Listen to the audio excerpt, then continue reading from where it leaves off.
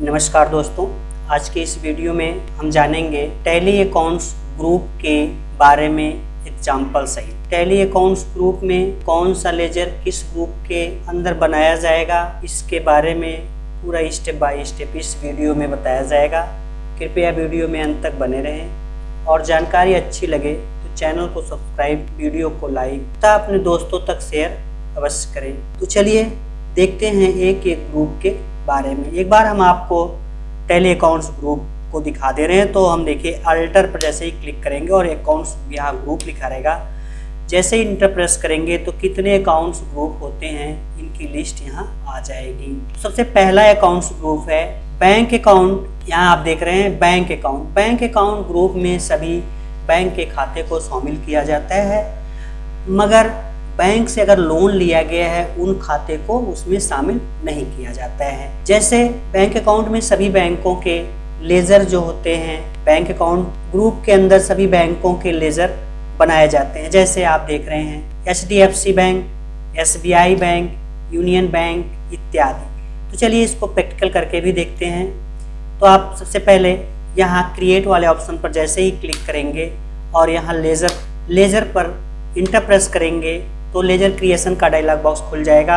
यहाँ आपको नेम में बैंक का नाम लिखना है। जैसे हमने लिखा SBI, A/C लिखते हैं तो इसको अकाउंट पढ़ते हैं। अगर आपने शॉर्ट लिखा है तो एलियाज वाले में आपको फुल नाम लिखना होता है। अगर लिखना चाहते हैं तो यहाँ टाइप कर सकते हैं। तो हम यहाँ लिख देते हैं स्टेट बैंक ऑफ इंडिया। इसके बाद इसकी अंडर ग्रुपिंग जो होगी वो बैंक अकाउंट होगी, क्योंकि जितने भी बैंकों के नाम का लेजर बनाया जाता है उनकी अंडर ग्रुपिंग बैंक अकाउंट होती है। तो हम इसमें बैंक अकाउंट सेलेक्ट करेंगे और जो भी कंपनी का नाम होता है वो अकाउंट होल्डर नेम में ऑटोमेटिक आ जाता है। अगर आप चेंज करना चाहते हैं तो बैक स्पेस दबा के से चेंज कर सकते हैं। और फिर आप देखेंगे यहाँ अकाउंट नंबर मांगेगा, तो कंपनी का जो SBI वाला अकाउंट है उसका नंबर यहाँ आपको टाइप कर देना है। हम रैंडम कोई संख्या टाइप कर देते हैं। इसी तरीके से इसका IFSC कोड टाइप करना है, स्विफ्ट कोड टाइप करना है। अगर बैंक का नाम वहाँ आपने लिख दिया है, अगर यहाँ भी लिखना चाह रहे हैं तो इसको भी यहाँ टाइप कर सकते हैं। ब्रांच का नाम टाइप करना है और यहाँ सेट अल्टर बैंक कॉन्फ़िगरेशन में आप यहाँ यस करके और भी इसके चेक बुक वगैरह से संबंधित डिटेल भर सकते हैं, जो आपको एंट्री के दौरान बताया जाएगा। तो इस तरीके से पूरे डिटेल भरने के बाद आपको इसको इंटर की प्रेस करके और यहाँ से इसे एक्सेप्ट कर लेना है। जैसे एक्सेप्ट करेंगे तो आप देखेंगे एक लेजर बन जाएगा। आप देखेंगे लेजर में यहाँ आपको SBI दिखाई देगा। तो इस तरीके से किसी भी बैंक का लेजर आपको किसके अंडर ग्रुप में पास करना है, बैंक अकाउंट के। चलिए देखते हैं दूसरा अकाउंट्स ग्रुप। दूसरा अकाउंट्स ग्रुप है, आप देख रहे हैं बैंक OCC। बैंक OCC होता है, तो बैंक OCC में आपको उन लेजर को बनाना है, ऐसे बैंक के अकाउंट्स को बनाना है जिससे आप लोन लेते हैं। उसको लोन लायबिलिटीज में भी बना सकते हैं, लेकिन अगर किसी बैंक से आप लोन ले रहे हैं तो उसकी अंडर ग्रुपिंग आपको बैंक OCC करना होगा। चलिए देखते हैं प्रैक्टिकल से। जैसे आप HDFC बैंक से लोन ले रहे हैं तो आप यहाँ लिखेंगे HDFC बैंक या HDFC लोन लिख देते हैं, A/C लिखेंगे। इसके बाद इसकी अंडर ग्रुपिंग बैंक OCC होगी। बैंक OCC होगी। आप यहाँ ओवरड्राफ्ट की लिमिट भी डाल सकते हैं। होल्डर नेम जो कंपनी का नाम रहेगा वो आ जाएगा। अकाउंट नंबर जो भी इसमें डिटेल फिल करने के लिए बोल रहा है इसे फिल करके कंट्रोल A से भी एक्सेप्ट कर सकते हैं।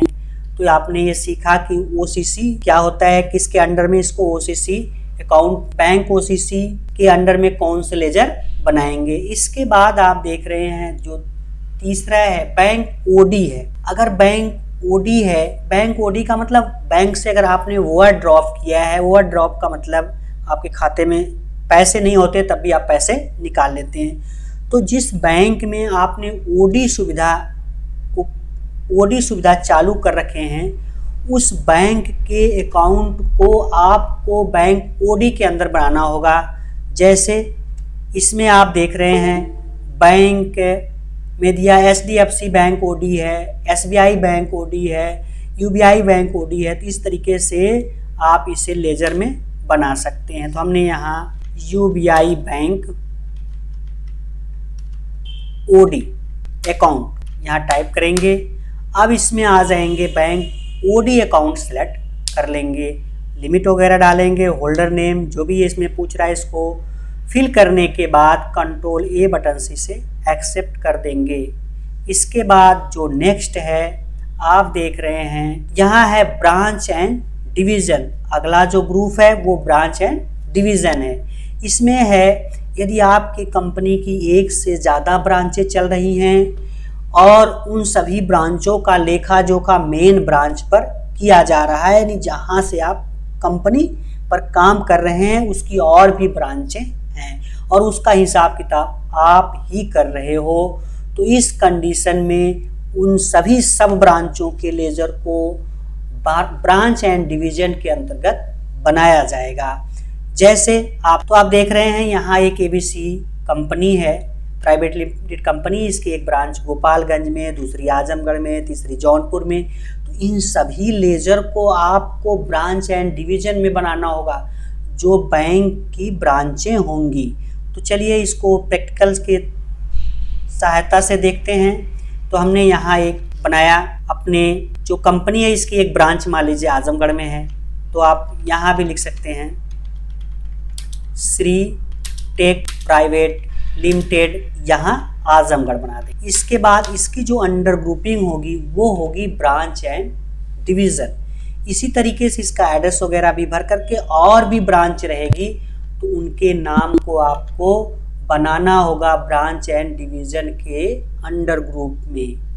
जितनी भी ब्रांचें रहेंगी सबके under grouping branch and division होगी। इसके बाद आप देख रहे हैं जो अगला है अकाउंट्स ग्रुप है, वो है capital account group. Capital account group में जो कंपनी स्टार्ट करता है उसके मालिक का नाम बनाया जाता है, ओनर का नाम बनाया जाता है, या फिर आप कैपिटल अकाउंट को ही कैपिटल के अंदर बना सकते हैं। तो ज़्यादातर लोग कैपिटल को कैपिटल ही बनाते हैं या कंपनी का जो ओनर है उसका नाम लिख करके आप उसे अंडर ग्रुपिंग कैपिटल में बना सकते हैं। तो देखिए जैसे यहाँ आप लेजर अकाउंट्स जहाँ लिखा है नेम में आप लिखेंगे कैपिटल अकाउंट्स, इसकी अंडर ग्रुपिंग आपको बनाना होगा कैपिटल में। ठीक, यदि कंपनी का ओनर है उसका नाम बना सकते, जैसे हमने यहाँ RN श्री कैपिटल करके बना सकते हैं।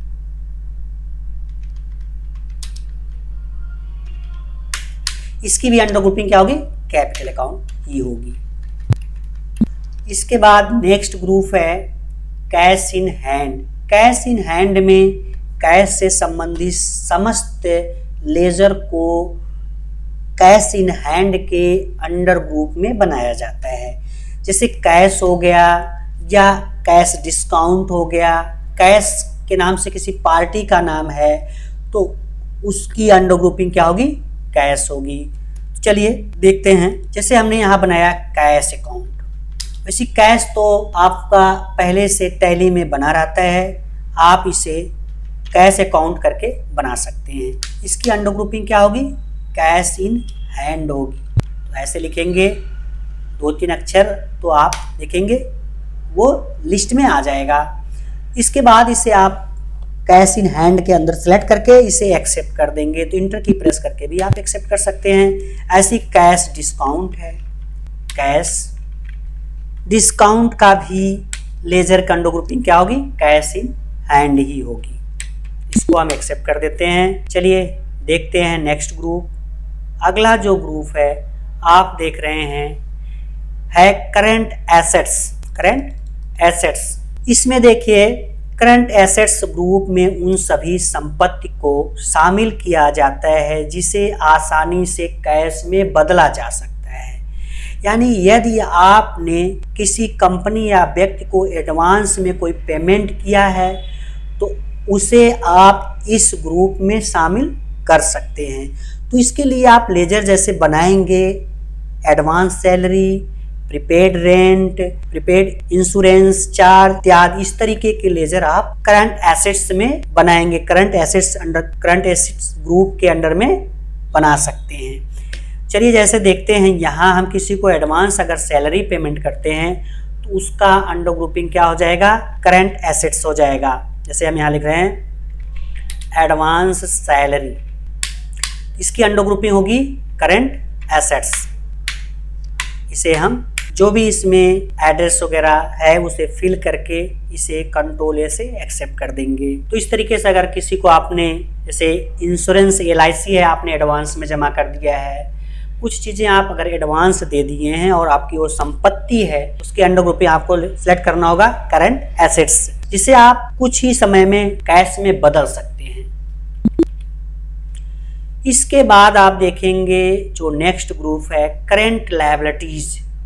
करंट लायबिलिटीज में उन सभी देनदारों का नाम शामिल किया जाता है जिसे आपको पैसा देना है, या कोई अगर आपने टैक्स नहीं जमा किया है और उसको भविष्य में देना है, कोई बिल नहीं पेमेंट किए हैं, तो उन सभी लेजर को आपको बनाना होगा करंट लायबिलिटीज में। जैसे आप TDS payable, bill payable, salary payable है, इन सभी लेजर को आपको बनाना होगा करंट लायबिलिटीज ग्रुप के अंदर में।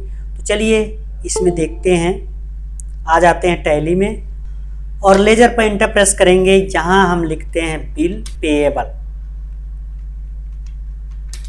अकाउंट, इसकी अंडर ग्रुपिंग क्या होगी, क्योंकि ये भविष्य में हमको देना है, इसके अंडर ग्रुपिंग होगी करंट लायबिलिटीज।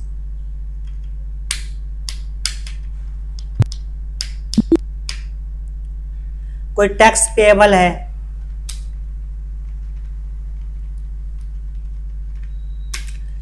इसकी अंडर ग्रुपिंग क्या होगी, करंट लायबिलिटीज होगी। तो इस तरीके के लेजर की अंडर ग्रुपिंग हमको किस में रखना है, करंट लायबिलिटीज में।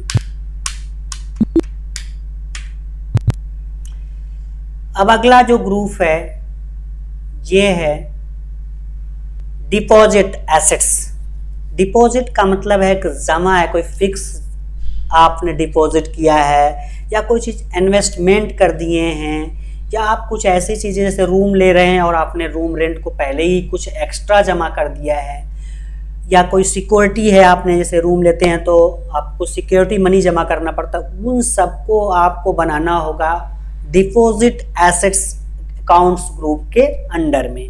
जैसे यहाँ देख रहे हैं ऑफिस रेंट डिपॉजिट है, सिक्योरिटी डिपॉजिट इत्यादि।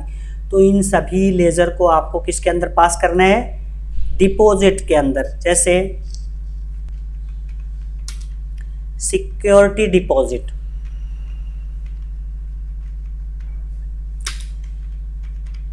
इसको बनाना होगा आपको डिपॉजिट एसेट्स के अंदर।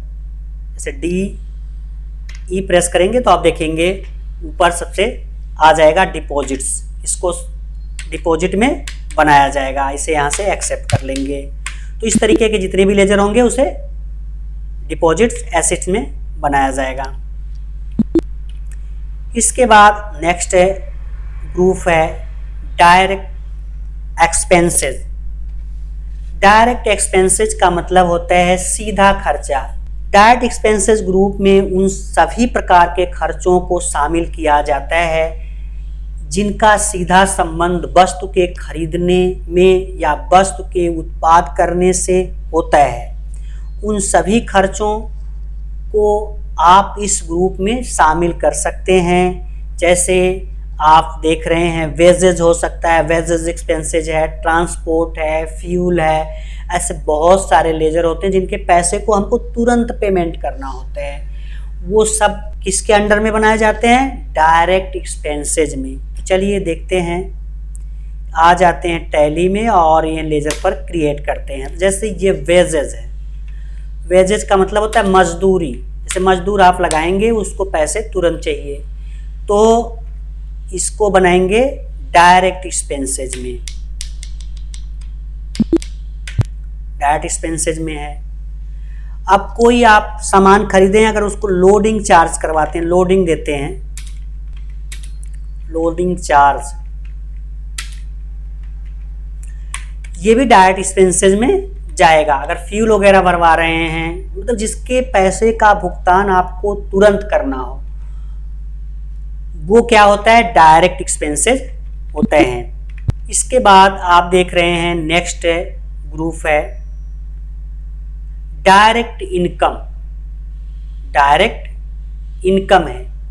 डायरेक्ट इनकम का मतलब है कि जो सीधा इनकम आए, जिससे हम बस कुछ तुरंत पैसे हमारे पास आ जाएं। जैसे डायरेक्ट इनकम ग्रुप में उन सभी आय को शामिल किया जाता है जो कि उस व्यवसाय में प्रत्यक्ष आय से संबंधित हो। अर्थात आपका व्यवसाय गुड्स को खरीदने के या उत्पाद करके सेल करता है, तो उस सेल से आपको जो भी आय होती है उन सभी लेजर को इस ग्रुप में शामिल किया जाता है। जैसे आप देख रहे हैं, जैसे एक फ्राइट चार्ज इनकम है, इनकम फ्रॉम सर्विस इत्यादि है। जैसे आप कोई भी काम कर रहे हैं, आपके पास बहुत सारे वर्कर हैं, उसमें से आपने किसी एक वर्कर को किसी दूसरे के पास भी भेज दिए, तो और उससे जो इनकम आप ले लेते हैं, जैसे कुछ कमीशन ले लेते हैं, तो वो सबको आप किस में बनाएंगे, डायरेक्ट इनकम के अंतर्गत बनाएंगे उसके लेजर को। जैसे यहाँ देखिए टैली में क्रिएट पर क्लिक करते हैं और फिर यहाँ लिखते हैं कमीशन, कमीशन रिसीव। अगर हमने कमीशन किसी से ले लिया है तो ये हमारा डायरेक्ट इनकम हो जाएगा।